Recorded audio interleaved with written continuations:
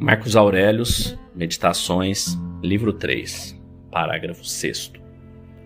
Se acaso achar nesta vida humana qualquer coisa melhor do que a justiça, a verdade, a temperança, a força moral, ou ainda, numa palavra, algo melhor do que a satisfação da própria mente com as coisas que a permitem seguir a razão e aceitar de bom grado a parte que lhe cabe cumprir, ora, se encontrar qualquer coisa melhor que isto, abraça-a com toda a sua alma e deleite-se neste bem supremo.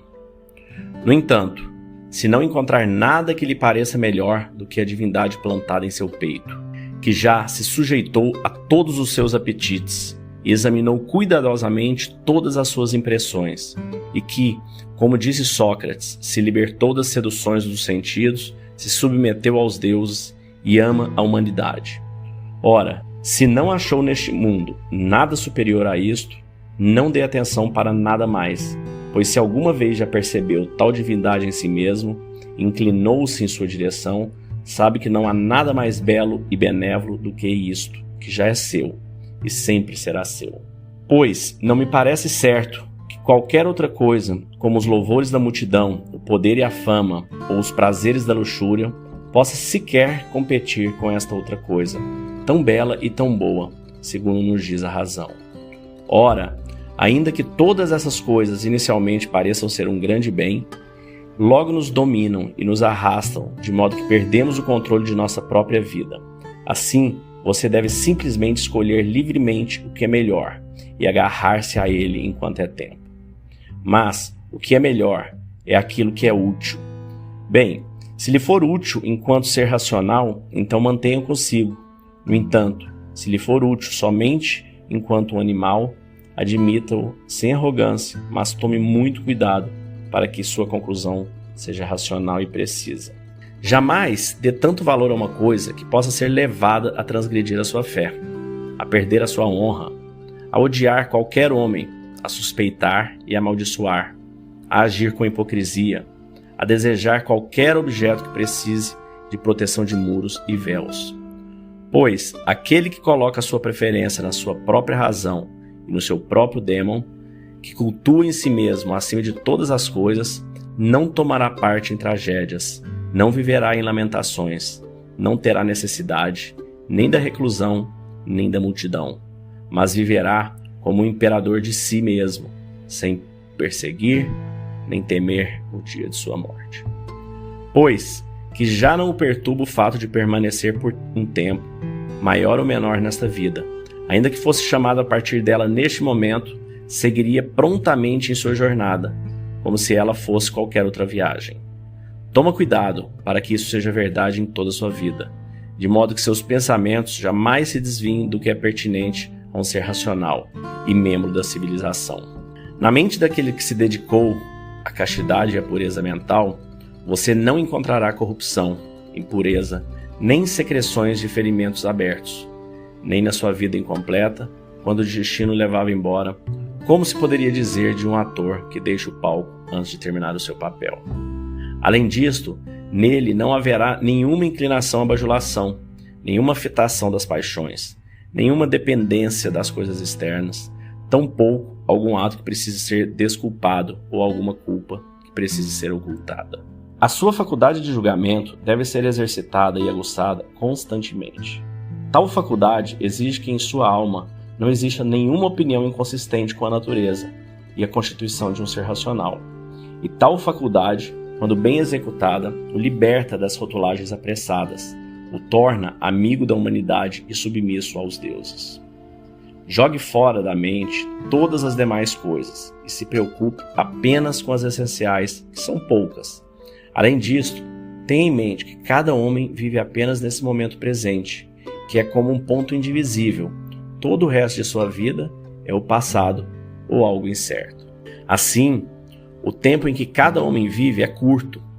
O canto do mundo em que habita é pequeno, e mesmo a mais longa fama mantida após sua morte é como uma frágil chama, carregada adiante por uma sucessão de pobres criaturas que logo também deixarão essa terra, e que mal conhecem a si mesmas, quanto mais aqueles que já deixaram há décadas ou séculos. Aos conselhos que já foram mencionados, devo acrescentar mais um.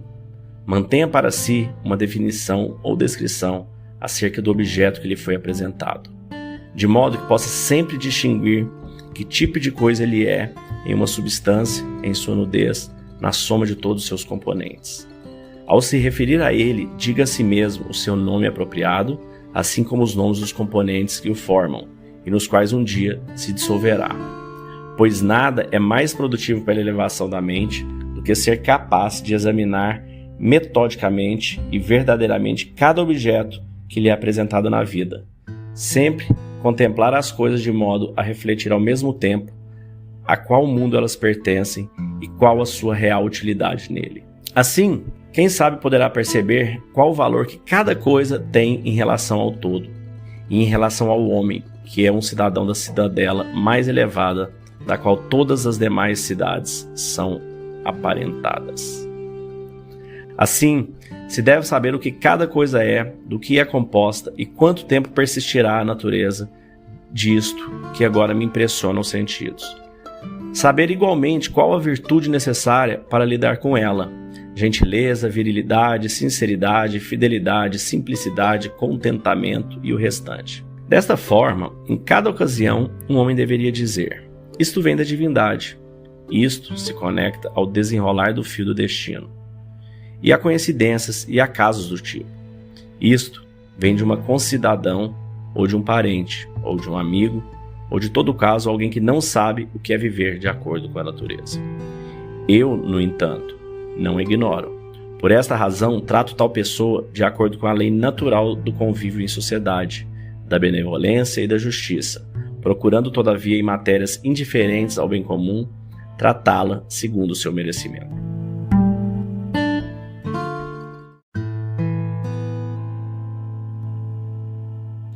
Essa terceira parte do livro 3, aqui a gente leu entre o 6º e o 11º parágrafo, acho muito bacana também, quando ele diz ali no início, né?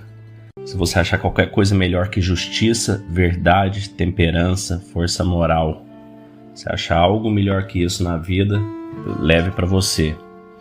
Mas que na verdade não existe nada melhor do que isso, do que viver das virtudes.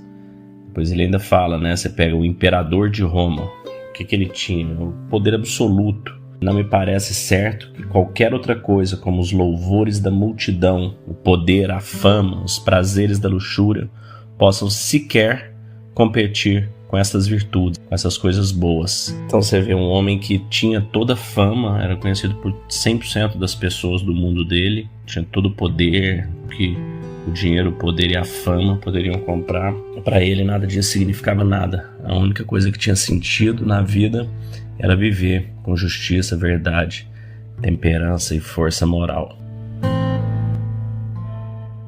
Calma da mente é conexão, intencionalidade, foco por uma vida que vale a pena ser vivida. Acreditamos que a sociedade está enfrentando desafios significativos, com níveis alarmantes de ansiedade, medo e depressão.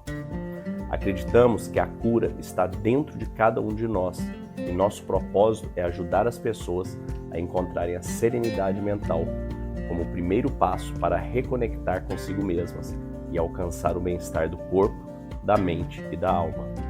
Acreditamos na transformação individual para a cura coletiva.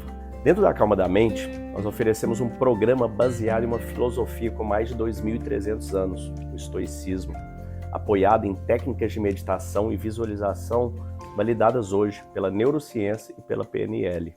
Nossa missão é fornecer ferramentas e recursos para que as pessoas encontrem calma interior e vivam com propósito, intencionalidade e foco, e conquistem uma vida que vale a pena ser vivida. Para saber mais, entre em calmadamente.com.br ou no QR Code que deve estar aparecendo para você aí e escolha o melhor plano para você, para sua empresa e para sua família.